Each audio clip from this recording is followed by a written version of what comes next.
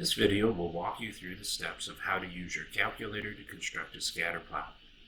For this example, listed below are the altitudes in thousands of feet and the outside air temperatures in degrees Fahrenheit recorded on Delta Flight 1053. We're going to construct a scatter plot.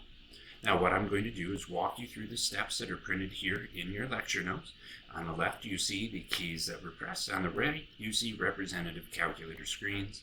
And here we're going to see the final answer that we're going to sketch now. So let's go ahead and begin first by entering the data into one of our lists. So stat and edit, actually two of our lists. In L1 I've put the altitudes, and in L2 I put the air temperatures.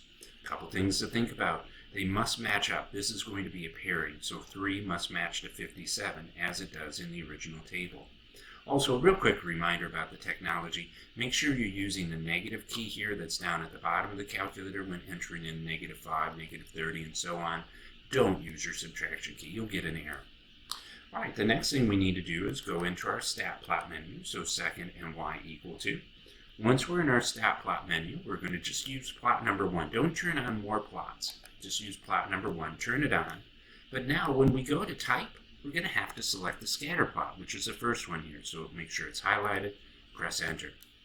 Then your X list is going to be your altitudes. I've stored those in L1, so I'll go into my list here, select number 1 for L1. Luckily enough, Y list is already at L2.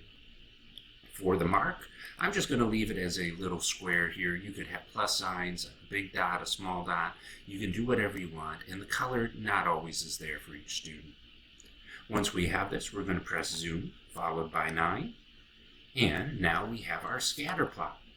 Now what you do next is you go ahead and sketch the scatter plot you see on your calculator screen directly onto your piece of paper, making sure you label the X list, which was going to be your altitude over here, and your Y list, which is going to be your temperature. Make sure you do have appropriate labels as they will be graded upon.